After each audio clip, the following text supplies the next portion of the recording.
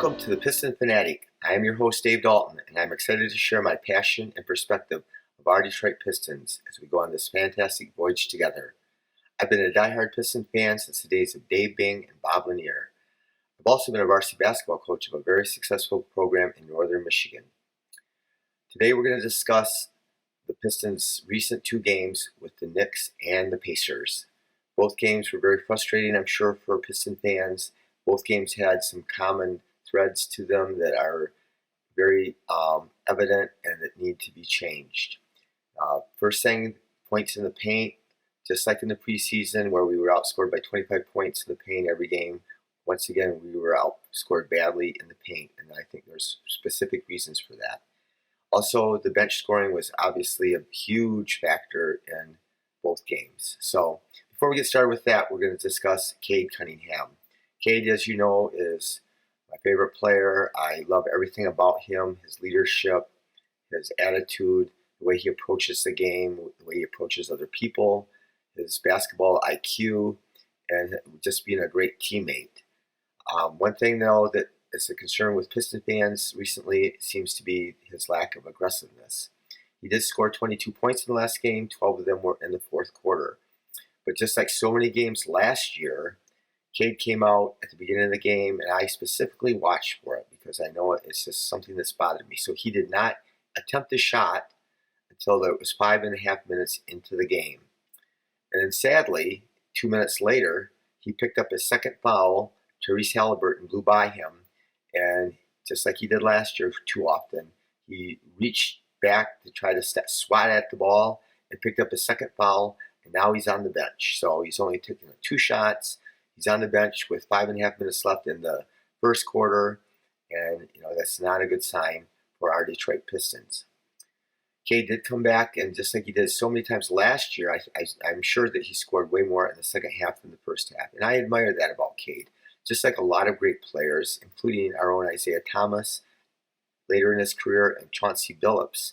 Both those guys were our leaders. Both those guys would, pass the ball off consistently at the beginning of the games. But then in the fourth quarter, when it came time to win, they would put the team on their back and start to look to score.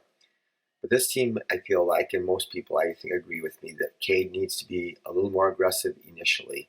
And I think just being more aggressive even makes you play better. I know as a player, and I know from watching lots of players, if you're thinking score and you're being aggressive, you're going to do better. And so I just like to see Cade start out looking for a shot, even maybe having Coach KC design some plays to get him going and to get him looking to score more at the beginning of games.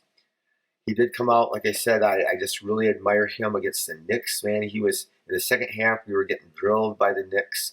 And I remember a time in the second half when he just picked up Derrick Rose full court. It's the fourth quarter, we're getting beat bad, and he's just right up in his grill. He ended up stealing the ball from him, and we ended up scoring. In this last game with the Pacers, we're behind.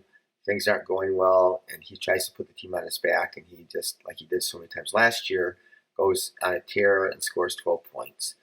We just need more of that from Cade, and I'm confident that he's going to do it. And I just think that he needs to just really be aggressive. Cade is clutch, and we know that from his college days. The statistics show that he was one of the most clutch players in the country when he was in college the 1 year. Also, last year in the NBA, according to this clutch statistics, I think it's like the last 5 minutes of a game that's within a 5-point game. They track your field goal percentage and things, and Cade was one of the most clutch players in the NBA last year. So I just want you to be aware of that, watch for Cade, see how aggressive he is in the first quarter. From now on to see what happens. Our bench was outscored 124-51 in those two games combined. And that is obviously a recipe for disaster. And of course, like I said in the last episode, our bench is not even really there. Our bench has been devastated by injuries. Marvin Bagley has been injured, and Alex Burks and Nerlens Noel and Isaiah Livers did come back and played a few minutes in the last game, and he did okay. So those four guys are going to be key players for us off the bench, and we're playing without them. And so it's understandable why our bench is not doing well right now.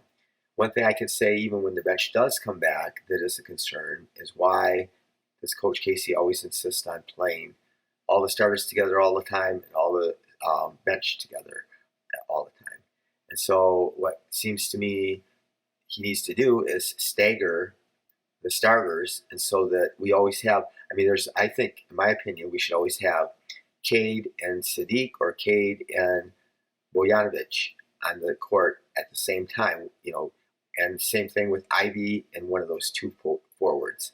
So if we have two of our best scorers on the court at all times, you could stagger them. You could still play them together, but stagger them in it so we always have some potent scorers on the court. So we'll see what happens with that, and I know things will change once we get our injured players back. The rotation will be completely different, and we will have more scoring. Our bench has been terrible. At one point in the Knicks game, when the bench came in at the end of the first quarter and the beginning of the second quarter, we only scored 4 points for all the minutes they were out there, and those both were, one was a lob to Beef Stew, and the other was a lob to Duran. So those were the only 4 points that the bench scored. Killian has been struggling, and I know that that's it's just going to be a challenge, and we just got to keep letting him get a chance to play. But he's on the season, he's shooting 16% from the floor overall and 11% on threes. And I will just say this: it's really, really hard for me to watch the Pacers game, because when that draft in 2020, I was so excited. I wanted the Pistons to get Tyrese Halliburton. My only concern was, would he be available at the number 7 pick? I thought there was a good chance that he might not be. But Tyrese Halliburton, when he was in college, he shot over 50% on twos, over 40% on threes, and 90% on free throws. He averaged 6 assists a game on only 1 turnover. And everything that I read about him, he had a brilliant basketball IQ. He was a great teammate. Everybody loved him. And he just seemed to be the perfect fit for the Pistons.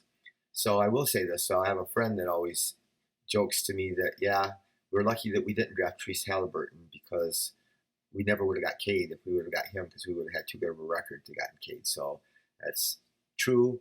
But I just knew when Killian came out of the draft, the scouting report on him was can't go right and he can't shoot. And so those were two things that, are a big concern, I would think, for a point guard if they can't shoot and can't go right. And those two things are still true today, and this is year 3. I still am optimistic. I still think there's a chance for Killian. I still, he had that game where he shot terrible, but he had 5 rebounds, 5 assists, and 3 steals in only 15 minutes of playing. That's a great stat line, and that's, for anybody that even played 30 minutes, that's a good stat line. So he is an elite defender, and he is an elite passer, and those are two very, very, as I mentioned before, those are 2 great skills that I love to see in a player. Knox, I feel bad for him. He has his big chance. He's been on the Knicks. They drafted him. He averaged like 14 a game his rookie year, got chances to play because he was a top 10 pick. And then after that, they just weren't going to play him. So then they finally traded him to Charlotte, and he just sort of sat on the bench there. And unfortunately for him, he had 1 good preseason game, the only one that he played in. And so there was some optimism for him. But so far in the regular season, he's shooting 14% on twos and 11% on threes. Hamidou, he's getting his chance, and once these other guys come back, he might not get a chance. And, we all know how gifted he is. We know how he's a crazy, freakish athlete, and he had stretches last year. A lot of things about the NBA, I'll always keep on talking about this, is opportunity. And when he played, last year when we had injured players and players out on COVID, he had a 3-game stretch where he averaged 30 a game. Hamidou did. And so, he got lots of chances. He had confidence because there was nobody else. The guys that we were playing him and Sadiq and a bunch of G Leaguers, basically. And so he had confidence and had lots of opportunities, and he took advantage of it. But it's much harder this year. I think that players feel the pressure. I think that's part of the problem with Killian. I'm not sure that he is a great shooter, but I think that he feels a lot of pressure to take shots and to make shots. And when you miss, I think it just, psychologically has a big impact on him. So anyway, our bench will get better, and Alex Burks is a great shooter, and I'm confident he's going to do really good. I'm not sure why Noel's not playing. I think he's listed as okay to play, but he hasn't got into games. So we have a problem with that with our bench, and we just need to have, I feel like we need to have somebody that can score in the paint. So a big problem, we've had these injuries. Not only have we had 4 of our top players, but we've had 2 of our 4 post players have been injured. So that's impacted a lot of things, including the points in the paint. So there's 2 different factors at both ends of the court where points in the paint come into play. First, we are not scoring on points in the paint.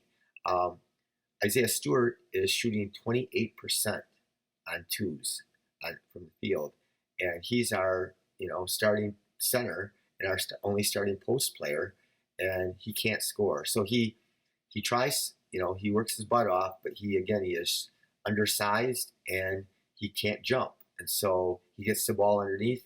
Our guards penetrate, which Cade and Ivy and Killian are great at driving. They draw the help, and then they dump it to him, and he still can't get it up and over the defense.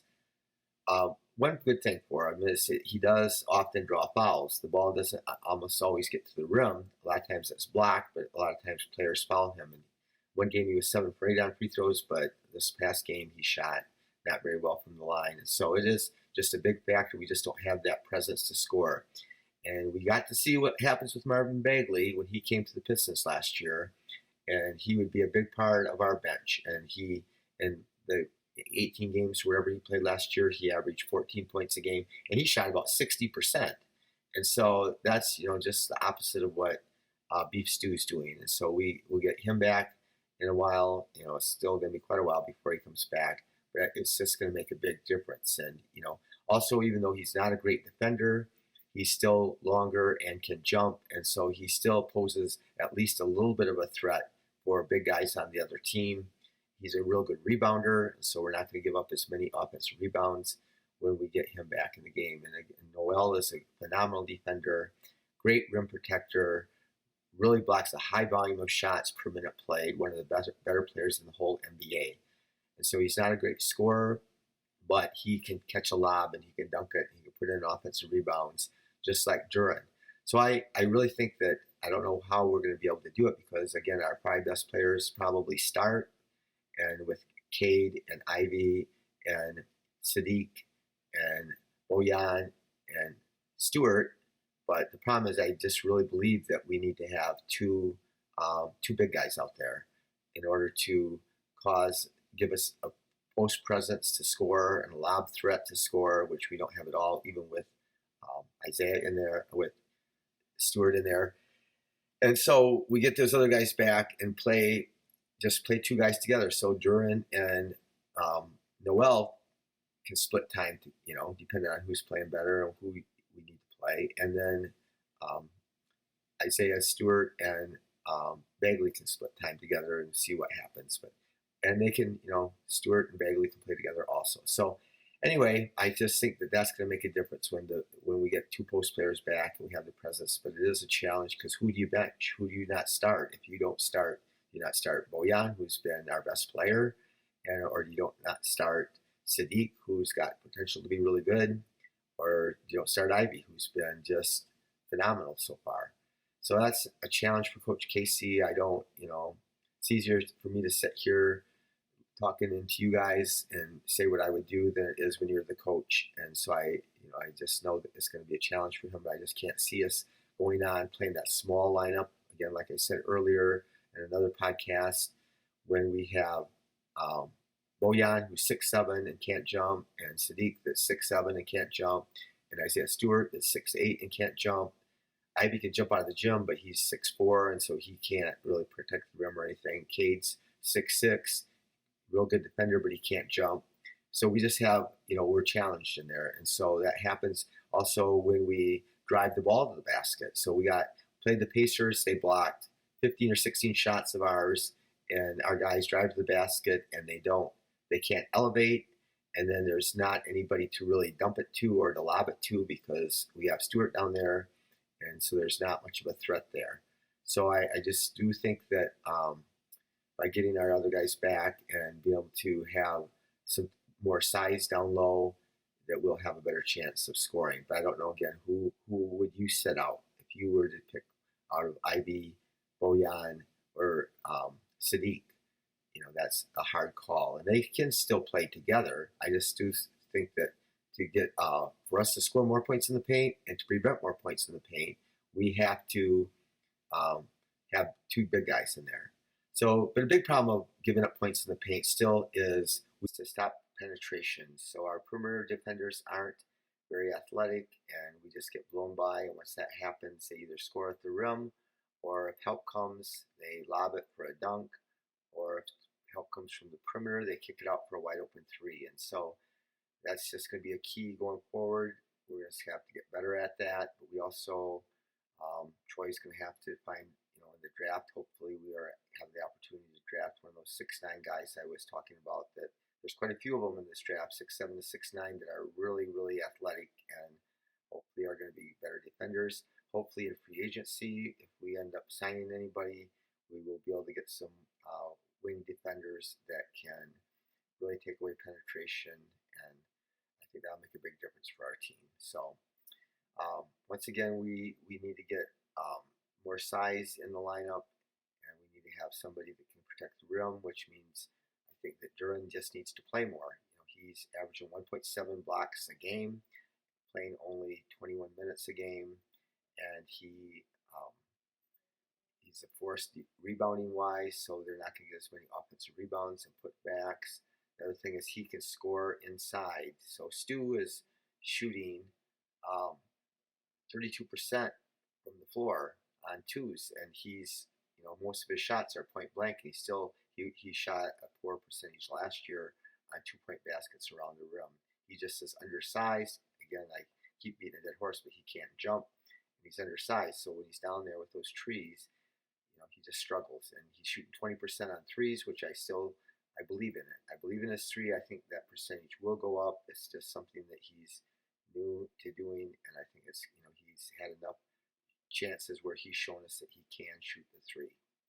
So we'll look at some of the statistics from the first three games, which is a very small sample size, and things change all the time, and so you really can't go by that. But Bojan has been incredible, and if I could say one thing about him, I don't understand when things aren't going well, why we don't intentionally get him the ball more and get him more shots. He's averaged 19.3 points a game, and he's shooting 48%, almost 49%, and he's shooting 50% on threes, which again is just a short time, just 3 games, but he has been incredible, and we just need to make sure we get him the ball more.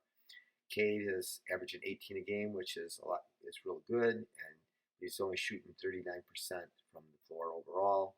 He is shooting 35% on threes, which the last game made a big difference. He was 4 for 8 against the Pacers, so on a small sample size, that really boosts your scoring average. Sadiq is shooting 44%. He's averaged 18 a game, shooting 44% on overall and 33% on threes. The thing about Sadiq that we got to see last year is he has a large amount of good games where he shoots really very efficiently, but he also has a large amount of poor games where he can't make a shot. And so, that's kind of been true a little bit this year. Against the Knicks, he was phenomenal. He shot 9 for 15 from the floor, and he was 4 for 8 on threes, and he was really efficient, got to the line, made his free throws. So that was an incredible game for him, but we just need him to be consistent. And Bojanovic, again, against the Knicks, he's averaging 8. He scored 18 points, but he's 7 for 9. And, we just got to get him, like I said, when he's that hot, we just got to find a way to get him the ball more. So, again, the big problem with Kojo's been our best shooter. He is averages 6 points a game, and he's only played 14 minutes a game, but he's shooting 60% from the floor and 80% on threes. Again, very small sample size. I know I talked to you before about how I'm not sure that I care that Kojo plays that much, but he certainly deserves more opportunities. He does like to shoot. I think, per minute played, I'm sure he shoots a lot more than Cade, and he does like to shoot, but he has been on fire so far this season. So, a couple of things I want to throw out to you, just some interesting things I know on podcasts and different people in the NBA. They like to make up fake trades, and the Lakers have been just struggling, and they're shooting the worst in the league. They're shooting 20% on threes, and that's historically terrible. But again, small sample size, but they obviously have no shooters, and LeBron has pointed that out. Well, we have Bojan and Alex Burks and even Kojo, and we could throw in Noel. They have 2 first-round draft picks they're interested in trading that are off into the future a little bit, but there's a very good chance that those picks could end up being really high by that time. The other thing I wanted to mention during the Pacers game that was a little interesting, that Benedict Mathurin, he scored 27 points, and I shared on not before the season started on the preview podcast, I mentioned how I preferred by eyelash Benedict Mathurin over Jaden Ivey, and I love Jaden Ivey. First, one thing I wanted to tell Piston fans and the podcast listeners that I'm a Piston fan, so anybody that's on the Pistons team, I am all in. I'm all for that person. I just want to point out that, and who knows who's going to end up being a better player. Ivy could end up, he's been sensational so far, and he could end up being better. But Mathurin, the reason I liked him a little bit better was because he's a couple inches taller, a little bit thicker, and most of all, he is a lot better shooter at this present time. And Ivy shot really great on threes so far. He doesn't shoot a lot of them, and it's been a small sample size, but just, in their past, Mathurin was always just a better shooter. So that was part of the reason why I preferred him. So, thrilled with Ivy. I think he has just a bright future, and again, it's just so much fun to watch him. And against the Knicks, he started out the game. First 3 plays, our first 3 buckets were 2 threes and a 2. And they were all on assists from Jaden Ivey. He just penetrates. A lot of his turnovers, though, he drives in and he gets, deep into the painted area, and people kind of swallow him up. Or a couple of times he's driven baseline and stepped on the line when he's going baseline to kick it out to the opposite corner. But I just think that's going to get better. His passing has been the biggest surprise. We knew that he could get to the rim. We knew that he was fast. But I would say that he's even faster than I thought, man. When he gets the ball in transition, it looks like everybody else is in slow motion. He's at a whole nother speed. And we are very blessed to have him to watch. And again, like I said, with Duran, still so optimistic for him.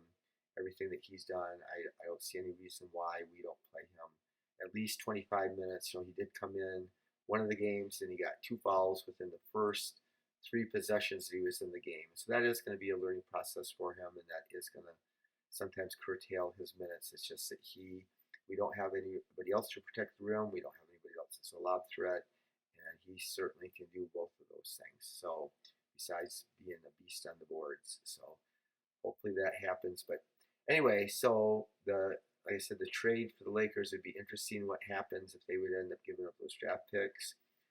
Can't help but to mention, like most podcasters, if you're a fan from Michigan, and I've been a big fan of Michigan State basketball, and I have all the respect in the world for Draymond Green, and he is just a genius defensively, and what he does, he's limited. He's not even a great athlete. He's not even real big. He's not fast. He can't jump that high, but what he does on the court is amazing, and his passing on offense is spectacular. He just finds open people. He can throw the backdoor cut. Steph Curry gets so many threes just because of Draymond Green's passing. But I still, what he does sometimes is, not controlling his motion. I know he punched somebody in East Lansing not too long ago, and he's gotten in just different problems. He's had problems with Durant, yelling at Durant on the bench, and then, but I think punching Jordan Poole was definitely not a good thing. He just walks up to Poole, bumps him with his chest. Poole pushes him back, which anybody would have. But then he got away with no fine, or I'm sure he got a fine, but he didn't get um, suspended at all.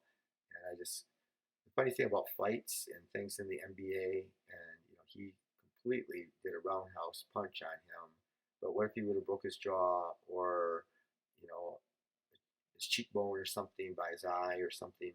Then what would have happened? And the intent was the same. When you swing at somebody and you punch them hard, just because they didn't break something doesn't mean, the intent and what they did was still just as wrong as whether something got broken or not. So anyway, that's just a take I had. Just a thought. I haven't heard too many people talk about that. So as we wrap things up, we're just going to talk a little bit about the Pistons schedule, the upcoming schedule, and the schedule for the next 30 games or so. First of all, the NBA is crazy this year. I think that if you are somebody that makes money from gambling, that the NBA's might not be a good spot for you, because I think that maybe more than any other year that teams, you never know who's going to win on a nightly basis. Two of the teams that were projected to be the worst teams in the league, the Utah Jazz, who, they unloaded all their best players, Mitchell, and we got Bojan and the big guy. So they really they're like trying to tank, and everybody knows that. They traded off all their good players, so they're going to try to tank. Well, they won their first 3 games. Not only did they win their first 3 games, but they beat 3 of the better teams. They beat Philadelphia and the Pelicans, and can't remember who the other team they beat, but they beat 3 teams that were projected to be really good this year.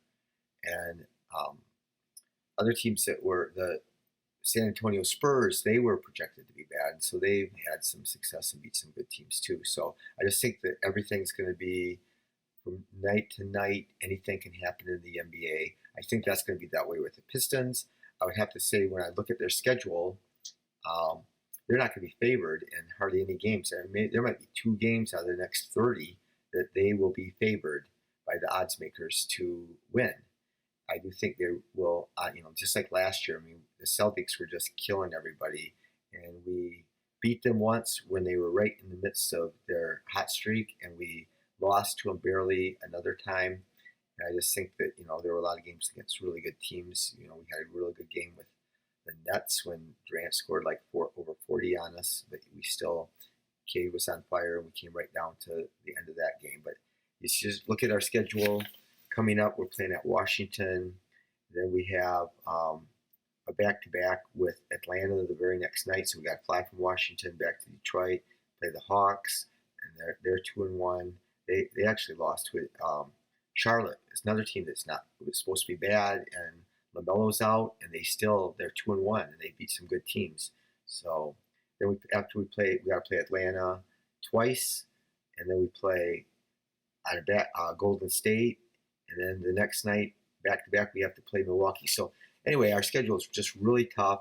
Then soon after we get going, we have a West Coast trip, and we have a lot of back-to-backs, but most of them are at the beginning of the season. So that's, we got a new team, a bunch of young guys. They're just going to be finding their way. We've added a bunch of new players, that even our veterans. We've had a bunch of injuries. So it's just going to be a real challenge. I do think that once, even through the first 50 games, we have a lot of, everybody in the NBA is really good. Both conferences, there's not an easy game, hardly. And so I think that, we're just going to have to hang in there and support our team the best that we can, and, get wins and have improvement. Obviously, it's no fun to watch when you're, just getting taken to you. So hopefully we play well against Washington. They have Bradley Beal back. Porzingis is playing better. Kyle Kuzma is a really nice player, and so they're 2-1 right now, I think, and they have the potential to be a good team if they put things together. So, anyway, I hope you enjoyed this, and if you can, share it with a friend. We're on YouTube and on Spotify, and I want to thank again my wife Kelly for all of her help and patience, and Nathan, my nephew, and I hope you have a good day, and go Pistons.